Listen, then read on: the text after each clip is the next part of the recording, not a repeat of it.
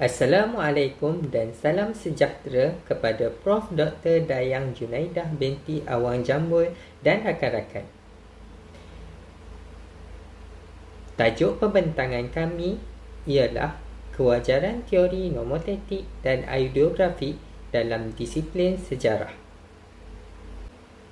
Saya akan memperkenalkan rakan pembentang terlebih dahulu. Nama saya Muhammad Khairul Fazli bin Khairul selaku pembentang pertama. Pembentang kedua Siti Nur Aisyah Nabilah binti Muhammad Zakri. Pembentang ketiga Muhammad Hamiruddin bin Muhammad Fuad. Dan pembentang yang keempat Nur Syafiqah Syahirah Akasyah binti Syamsuddin. Teori ditakrifkan sebagai kumpulan atau koleksi idea, fakta, fenomena atau peristiwa mengenai subjek tertentu. Teori juga merupakan prinsip umum yang boleh dipercayai secara saintifik, iaitu hipotesis yang menjadi dasar perkembangan sesuatu pengetahuan. Teori memberi penjelasan untuk pemerhatian dan bertujuan untuk menerangkan sesuatu berdasarkan kepada pelbagai anggapan penjelasan ini. Teori memberi penjelasan untuk pemerhatian dan bertujuan untuk menerangkan sesuatu. Berdasarkan kepada pelbagai anggapan penjelasan ini, beberapa hipotesis yang mungkin dapat diperolehi untuk menguji teori tersebut. Fungsi teori dalam sejarah ialah bagi memudahkan kita menemukan masalah-masalah yang hendak diteliti atau mengidentifikasikan masalah tersebut. Selain itu, ia juga adalah untuk menyediakan kategori-kategori dalam mengorganisasikan data serta menyediakan hipotesis-hipotesis yang dengannya berbagai interpretasi data, iaitu tafsiran atau penjelasan data yang dapat diuji. Definisi disiplin ilmu sejarah menurut Kamus Dewan dan Pustaka, sejarah didefinisikan sebagai asal-usul salasilah atau peristiwa yang benar-benar berlaku pada masa lampau. Menurut Ibn Khaldun, sejarah merupakan catatan tentang masyarakat manusia atau peradaban dunia, perubahan sifat masyarakat, contohnya kebiadaban, keramahan dan perasaan tentang sesuatu revolusi sehingga terbentuknya negara bangsa.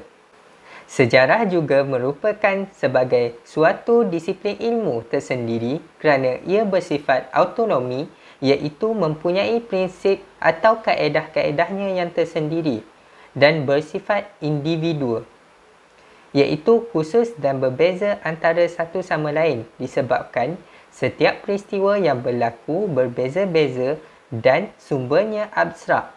Mustahil bagi seseorang manusia menghidupkan kembali sejarah tersebut.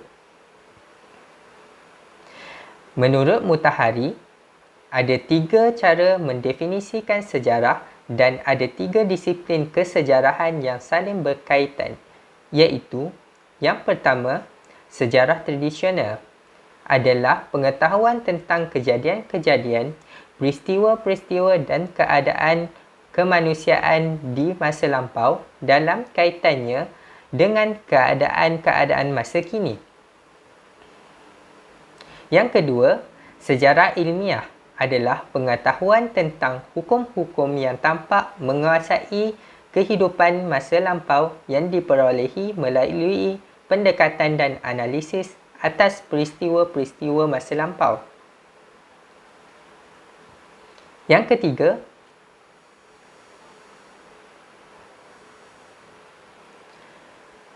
falsafah sejarah iaitu pengetahuan tentang perubahan-perubahan bertahap yang membawa masyarakat dari satu tahap ke tahap yang lain, iaitu membahaskan hukum-hukum yang menguasai perubahan-perubahan ini.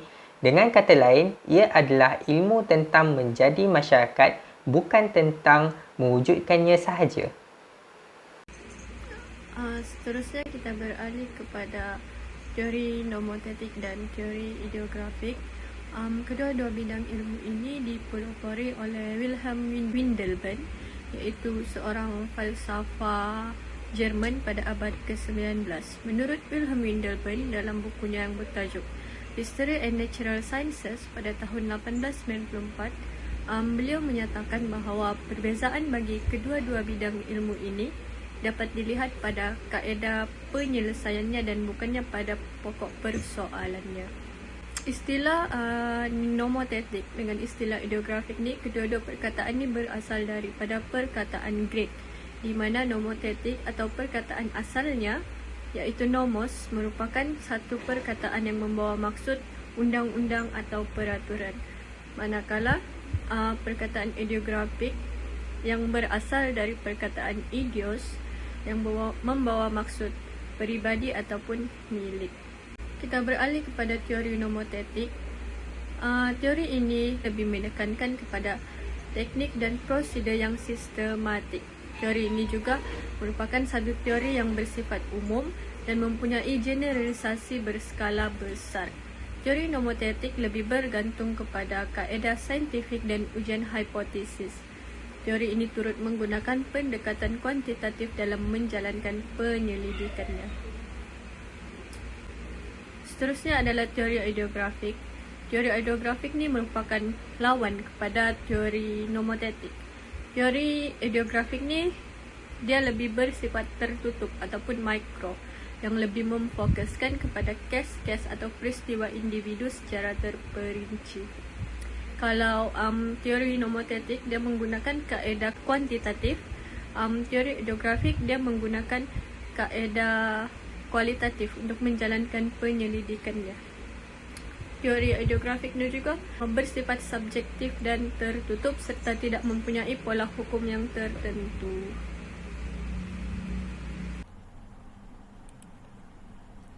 Kewajaran teori nomotetik dan ideografik digunakan dalam sejarah. Teori nomotetik dan ideografik digunakan dalam karya-karya penulisan sejarah oleh sejarawan atau ahli falsafah seperti Thucydides dan Herodotus.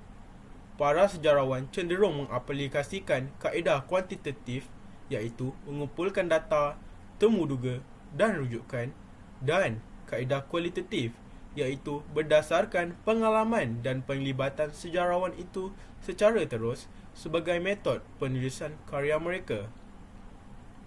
Tokoh dan kewajaran teori nomotetik dan ideografik dalam penulisan sejarah. Yang pertama, Herodotus. Berdasarkan karya penulisannya iaitu The Persian Wars, Herodotus mengembara bagi mengumpulkan data-data dan maklumat berkenaan hasil penulisannya. Penulisan beliau adalah berdasarkan data-data yang dikumpulkan sepanjang pengembaraannya. Beliau telah menemu bual orang-orang bagi mengumpulkan data-data yang berkaitan dengan karyanya itu. Tujuan penulisan Herodotus adalah bagi memelihara sejarah dari luput daripada ingatan tentang apa yang menjadi sebab orang Greek dan Parsi berperang pada ketika itu. Yang kedua, Thucydides. Penulisan karyanya History of the Peloponnesian War. Penulisan karyanya berdasarkan pengalaman beliau di medan perang secara langsung sebagai seorang jeneral. Penulisan sejarah yang ditulis oleh beliau adalah berdasarkan pada era zamannya sendiri. Kaedah penulisan yang digunakan oleh Thucydides untuk menulis sejarah adalah sama dengan kaedah yang digunakan oleh Herodotus.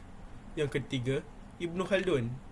Berdasarkan penulisan karyanya iaitu Mukadimah, Ibn Khaldun menolak penulisan sejarah yang hanya berpandukan teori nomotetik dan ideografik yang bersifat objektif.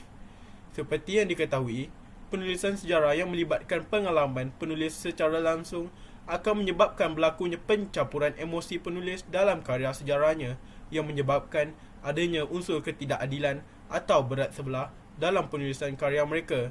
Sebagai contoh, penulisan The Persian War, karya Herodotus yang berobjektifkan untuk menunjukkan kegemilangan orang Greek dalam peperangan menentang orang Parsi ketika itu.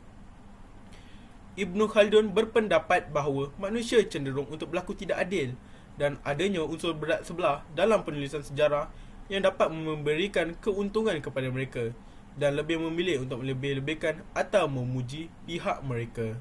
Kesan teori nomotetik dan kesan teori ideografik dalam disiplin sejarah. teori nomotetik membantu dalam penyelidikan yang dijalankan oleh sejarawan, iaitu penyelidikan menjadi lebih saintifik bagi membangun teori yang boleh diuji secara kajian. Oleh kerana melalui perbincangan kajian secara perkumpulan, ia akan memberikan pemahaman yang tidak mencukupi kerana orang dapat menunjukkan tingkah laku yang sama tetapi untuk sebab yang berbeza. Manakala kesan etnografik pula, analisis saintifik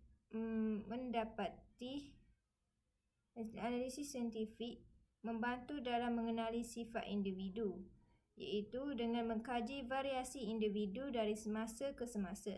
Pendekatan etnografik dibangunkan menggunakan kajian kes dan menggunakan wawancara tak berstruktur untuk mengumpulkan data yang berkualiti.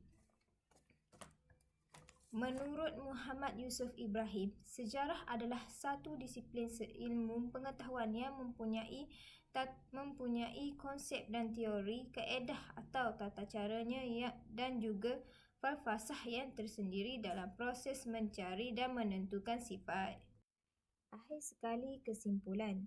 Sejarah adalah sebuah bentuk penyelidikan tentang hal-hal yang telah dilakukan oleh manusia pada masa lampau. Yang kedua ialah teori nomotetik dan teori etnografik ini wujud untuk menunjukkan kewajaran sejarah. Yang ketiga, teori nomotetik dan teori etnografik bukan sesuatu yang akan diselesaikan dalam masa yang terdekat. Oleh itu, kedua-dua teori nomotetik dan teori etnografik ini diperlukan dalam disiplin sejarah agar sejarah tidak dilupakan oleh generasi muda.